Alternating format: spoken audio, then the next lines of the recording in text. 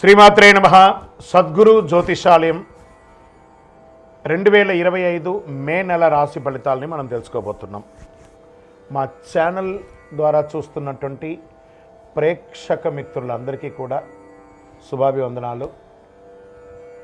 మా ఛానల్స్ బాగా చూస్తున్నారు, ధన్యవాదాలు. కానీ సబ్స్క్రైబర్స్ అనేవాళ్ళు కొంచెం తక్కువగా ఉన్నారు, కొంచెం సబ్స్క్రైబ్ చేయండి. ఈ పక్కనున్న బెల్ బటన్ కానీ మీరు కొట్టేస్తారనుకోండి, మా ఛానల్లో ఉన్నటువంటి అన్ని కార్యక్రమాలు కూడా మీకు వస్తూ ఉంటుంది, మీరు చూడొచ్చు. మీకు ఉపయోగపడే విషయాలు చెప్పడం జరుగుతుంది. కమింగ్ టు జాతకం. జాతకం అనేది పడుతున్న వర్షానికి ఒక గొడుగే కానీ జాతకం జీవితం కాదు. మేము చెప్పే ఈ రాశి ఫలితాలు గోచార గ్రహస్థితులను దృష్టిలో పెట్టుకొని చెప్తున్నాం. ఇది మీ యొక్క వ్యక్తిగత జీవితానికి ఒక 30% నుంచి 40% మాత్రమే వర్తిస్తుంది. మీరు పుట్టినప్పుడు ఉన్నటువంటి ఆ లగ్నము, ఆ నక్షత్రము, ఆ పాదాన్ని బట్టి మీ యొక్క సంపూర్ణ జాతకం అనేది తెలియబడుతుంది. ఇంకా జాతకం అంటే ప్రతి ఒక్కరికి కూడా నాకు ఉద్యోగం ఎలా ఉంటుంది, నాకు వ్యాపారం ఎలా ఉంటుంది, నాకు ఆరోగ్యం ఎలా ఉంటుంది, దాంపత్య జీవితం ఎలా ఉంటుంది, సంతానం ఉంటుందా, ఉద్యోగం వస్తుందా, వ్యాపారం బాగుంటుంది, ఇవే ఏదో టెన్షన్స్తోనే ప్రతి ఒక్కళ్ళం కూడా జీవిస్తున్నాం. దానికి ఉపశమనంగా ఈ మాస ఫలితాలని ప్రతి మాసంలో కొన్ని గ్రహాలు మారుతూ ఉంటాయి కాబట్టి ఆ గ్రహాల యొక్క గమనాన్ని దృష్టిలో పెట్టుకొని అన్ని వర్గాల వారిని దృష్టిలో పెట్టుకొని ప్రిడిక్ట్ చేయబడిందే ఈ మాస ఫలితాలు. ఇప్పుడు మనం 12 రాసుల్లో ఒక్కొక్క రాశిగా మనం చెప్పుకోబోతున్నాం. జాతకం ఎవరైనా మీ పరిసర ప్రాంతాల్లో ఉన్నటువంటి సద్గురువుల్ని సంప్రదించి జాతకం తెలుసుకోండి. లేదా మా ద్వారా తెలుసుకోవాలనుకుంటే 21 వయసు లోపు ఉన్న వాళ్ళు అడగకూడదు. ఎందుకంటే మీరు విద్య చదువుకుంటున్నటువంటి వారు కాబట్టి మీరు ఖచ్చితంగా మీ యొక్క వ్యక్తిగతమైనటువంటి జీవితంలో 21 సంవత్సరాల వరకు జాతకం అడగకండి. 60 సంవత్సరాలు దాటిన వారు మీరు అన్నీ అనుభవించుంటారు, మంచి చెడు అన్నీ చూసుంటారు కాబట్టి మీకు జాతకంతో పని లేదు. అడగడానికి కూడా ఇల్లీగల్ అఫైర్స్కి సంబంధించింది ఏది అడగకూడదు. నాకు అప్పులు బాగా ఉన్నాయి, జాతకం చెప్పనంటే ఎవరు చెప్పరు. మీ అప్పులు తీసుకున్న చోట ఖచ్చితంగా కష్టపడి ఇవ్వండి, అదొకటే జాతకానికి ఉన్నది. రైట్. ఇప్పుడు మేషరాశి. ఈ మేషరాశి వారికి ఈ నెల ఎలా ఉంది? జ్యోతిష్ శాస్త్రరీత్యా 12 రాశుల్లో ముందుగా మొదటి రాశి అశ్విని నక్షత్రం 1, 2, 3, 4 పాదములు, భరణి నక్షత్రం 1, 2, 3, 4 పాదములు, కృతికా నక్షత్రం మొదటి పాదంకి సంబంధించిన వారు మేషరాశి వారు. మేషరాశి మిత్రులారా, మీకు శుభాశుభ ఫలితాలు ఎలా ఉన్నాయి అంటే ప్రతి విషయంలోనూ మిశ్రమ ఫలితం ఉంది. ఎందుకంటే 7.5 శని భగవానుడు స్థానం అంత లాభదాయకంగా లేదు. సూర్యభగవానుడు అనుకూలం వల్ల సానుకూల ప్రభావాలు. సూర్యుడి నెల మొదటి అర్ధభాగంలో ఉత్కృష్టంగా ఉంటాడు. బృహస్పతి సంచారం అనుకూలం. శుక్రుడు నెలాఖరు వరకు ఉచ్చస్థితిలో ఉంటాడు. 4వ ఇంట్లో బలహీనంగా కుజుడు ఉన్నాడు. దీంట్లో ఎలా ఉంటుందంటే ఉద్యోగులకి మిశ్రమ ఫలితాలు. ప్రభుత్వ విషయాలు అనుకూలంగా ఉండకపోవచ్చు. మీరు ఏమైనా పర్మిషన్స్కి పెట్టుకోవడం కానీ లేదా మీకు ఏమైనా ట్రేడింగ్ లైసెన్స్ కోసం ఏమైనా ఉన్నది, అవన్నీ కూడా కొంచెం మిశ్రమ ఫలితాలని చెప్పచ్చు. శుభవార్తలు వినే అవకాశాలు ఉన్నాయి. ఇంటిలో వివాహం, ఉపనయనం, గృహప్రవేశం లాంటిది చాలా అవకాశాలు ఉన్నాయి. భార్యాభర్తల మధ్య చిన్న సఖ్యత లోపం ఒకటి ఉంటుంది, సర్దుకొని పోవాలి. వివాహ ఆటంకాలు తొలగి వివాహం అవుతుంది. సోదర సోదరీమణులతో ఏదైనా పరిష్కారం ఉంటే అది పరిష్కారం చేసుకోండి. ఇల్లు మరియు వాహన నిర్వహణ ఖర్చులు చాలా పెరుగుతాయి. మీ యొక్క వ్యక్తిగత శత్రువులు ఈ నెల చివరిలో మీకు అంతరాయం కలిగించే అవకాశాలు ఉన్నాయి, జాగ్రత్త పడండి. వ్యాపారం, అమ్మకాలంతా కూడా అంతంత మాత్రమే చెప్పచ్చు, గొప్పగా ఉంటుందని కూడా చెప్పలేచ్చు. కాస్త ప్రతిచర్య కూడా ఉంటుంది. తోటి వ్యాపారాల ద్వారా పరోక్ష అవాంతరాలు కూడా ఉన్నప్పటికీ జాగ్రత్త పడండి.